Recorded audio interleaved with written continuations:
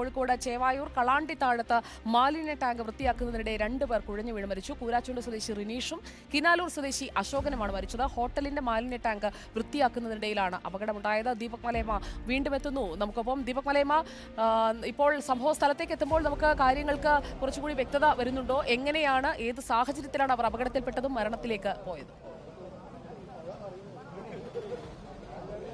സുജയ, ഞാൻ നിൽക്കുന്നത് ഈ അപകടം നടന്ന സ്ഥലത്താണ്. അതായത് ഈ കാണുന്ന ഹോട്ടൽ എന്ന് പറയുന്നത് നേരത്തെ തന്നെ അടച്ചിട്ടിട്ടുള്ളതാണ്. പക്ഷേ ഇതിന്റെ മാലിന്യ ടാങ്ക് സ്ഥിതി ചെയ്യുന്നത് ഈ കെട്ടിടത്തിന്റെ ഏതാണ്ട് ഉൾവശത്താണ്.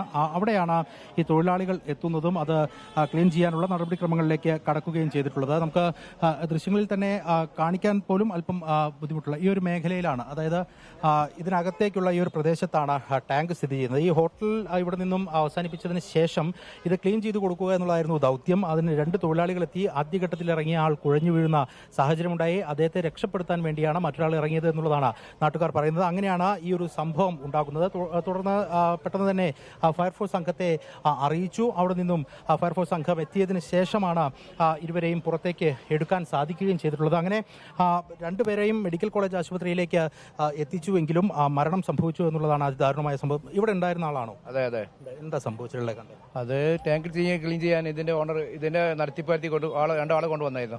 അന്ന് ഒരാളെ ഇറങ്ങി മറ്റാളും കൂടെ ഇറങ്ങി നോക്കി, പുറത്തേക്ക് വരാതെ. അപ്പോൾ 2 മരിച്ചപ്പോൾ അത് വിവരം അറിയിച്ച് ഇവിടെ നാട്ടുകാരെ അറിയിച്ച് ഫയർ അറിയിച്ച് പോലീസുകാർ വന്ന് വേണ്ട അവരെ പുറത്തെടുത്ത് നോക്കുമ്പോൾ മരിച്ചു കഴിഞ്ഞ്. എത്ര മണിയോട് കൂടിയതാണ്? ഒരു 3:30 സംഭവിച്ചത്.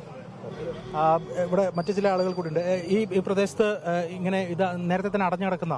നേരത്തെ ഇത് ഓപ്പൺ ചെയ്തിട്ട് ഹോട്ടൽ ഓപ്പൺ ചെയ്തിട്ടുണ്ടായിരുന്നു. പിന്നീട് അതിന് കാലാവധി കഴിഞ്ഞപ്പോൾ മറ്റൊരാൾ കൈമാറാൻ വേണ്ടിയിട്ടാണ് ഇവർ ക്ലീൻ ചെയ്ത് കൊടുക്കാൻ വേണ്ടിയിട്ടായിരുന്നു ഇന്ന് രാവിലെ വന്നിരുന്നത്. ഏതായാലും ദാരുണമായ ഒരു അന്ത്യമാണ് നമുക്ക് ഇന്ന് 2 പേരുടെ ജീവൻ എടുത്തുപോയത്. അപ്പം ഈ ടാങ്കിൽ എന്തായാലും വെള്ളം ഉണ്ടാവും. ആ വെള്ളത്തിന്റെ റിട്ടേൺ ഗ്യാസ് അടിച്ചതുകൊണ്ടായിരിക്കും ഒരുപക്ഷെ ആദ്യമായിട്ട് ആൾ മരണപ്പെട്ട്. പിന്നീട് മറ്റേ ആളെ എന്ത് ചെയ്തു, സഹായിക്കാൻ വേണ്ടി പോയപ്പോൾ അയാളും അതിൽ മരണപ്പെട്ടതാണ്. ചേട്ടാ ഇവിടെ ഉണ്ടായിരുന്നോ? നമ്മൾ സ്ഥലത്തുണ്ടായിരുന്നു. എന്താ ആ സമയത്ത് എന്താ ചേട്ടൻ കണ്ടത്? ഞങ്ങൾ വരുമ്പോഴത്തേക്ക് തന്നെ ഫയർഫോഴ്സ് ഒക്കെ ഏകദേശം എത്തിയിട്ട് ഫയർഫോഴ്സ് ആണ് അവരെ കൊണ്ടുവന്ന് വണ്ടിയിലേക്ക് കയറ്റി കഴിഞ്ഞു. പിന്നെ ഫയർഫോഴ്സ് വന്നപ്പോൾ തന്നെ ഏകദേശം ആള് പോയ മാതിരി തന്നെയാണ് ഉള്ളത്. ഇതിനകത്തേക്ക് നമുക്ക് പ്രവേശിക്കുക എന്ന് പറയുന്നത് വലിയ ബുദ്ധിമുട്ടുള്ള കാരണം ഒന്നാമത് അവിടെ വെളിച്ചുണ്ടായിരുന്നില്ല.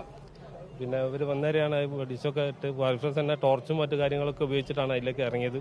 വെളിച്ചത്തിന്റെ ബുദ്ധിമുട്ട് നന്നായിട്ടുണ്ടായിരുന്നു. രക്ഷാപ്രവർത്തനത്തിന് നല്ല ആഴമുള്ള ടാങ്കാണ്. നല്ല ആഴുണ്ട്. ഒരു 1.5 ആള് ആയൊക്കെ ഉണ്ടാവും.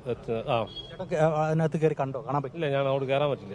ഇല്ല, ഏതാണ്ട് 1.5 ആളുടെ താഴ്ചയുള്ള ടാങ്കാണ്. അത് നമുക്ക് അറിയുന്ന ടാങ്കാണ്. ഞങ്ങൾ പ്രദേശത്തുള്ള ആൾക്കാരാണ്, നമുക്ക് അറിയുന്ന ടാങ്കാണ്. മുൻപ് ഇങ്ങനെ ക്ലീനിങ് നടത്തിയിട്ടുണ്ട് ഇവിടെ?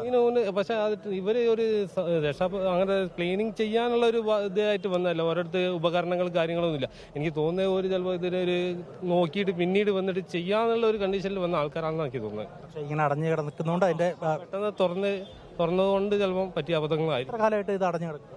ഇതില്ല, ഇത് ചുരുങ്ങിയ ദിവസങ്ങളായിട്ടുള്ളൂ അടഞ്ഞു കിടക്കുന്നത്. മാസമല്ലേ? ഒരു മാസമല്ലോ അതേ ഉള്ളൂ. ഞാനും ഉണ്ടേനു ഇവിടെ. ഞാൻ പഠിക്കാനല്ല, ഞാൻ ആളെ കയറ്റിന് പണിയാണ്. പക്ഷേ അതിനകത്തുള്ള ആയൊന്നുമില്ല. ഒന്നര ഉണ്ടാവുള്ളൂ. ദീപക്, ഈ വിഷയത്തിൽ ഇപ്പോൾ വൃത്തിയാക്കുന്നതിനായി വന്ന ആളുകൾ കുഴഞ്ഞു വീണ് മരിച്ചതാണ്. അപ്പോൾ അവിടുത്തെ എന്താണ് സംഭവിച്ചതെന്നുള്ളൊരു അന്വേഷണം വേണ്ടതല്ലേ? അതിലാരും പോകും.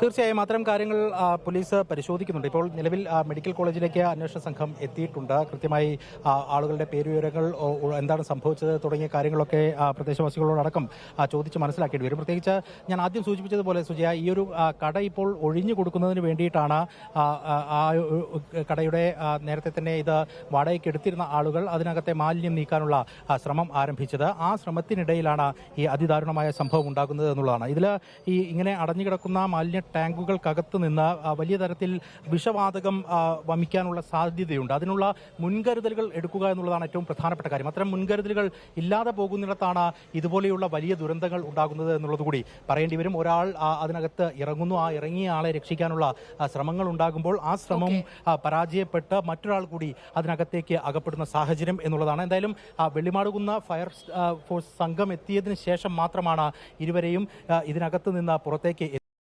ഇപ്പോൾ ദൃശ്യങ്ങളിൽ ഒന്നുകൂടി നമുക്ക് കാണാൻ സാധിക്കും. അതിനകത്ത് ഒരാൾ അകപ്പെട്ട് കഴിഞ്ഞാൽ അയാളെ അതിനകത്ത് നിന്ന് പുറത്തേക്ക് എത്തിക്കുക എന്ന് പറയുന്നത് അത്രത്തോളം ശ്രമകരമായ ദൗത്യം തന്നെയാണ്. പ്രത്യേകിച്ച് ആ അടുപ്പ്, ഒപ്പം തന്നെ മറ്റ് ക്രമീകരണങ്ങളെല്ലാം ഈ ചുരുങ്ങിയ ഇട്ടാവട്ടത്തിലാണ് ക്രമീകരിച്ചിരിക്കുന്നത്. അതിനൊക്കെ ഏത് തരത്തിലാണ് ലൈസൻസ് ഉൾപ്പെടെയുള്ള കാര്യങ്ങൾ ലഭിച്ചിട്ടുള്ളത് സംബന്ധിച്ചുള്ള വ്യക്തത വരും മണിക്കൂറുകളിൽ നമുക്ക് പ്രേക്ഷകരിലേക്ക്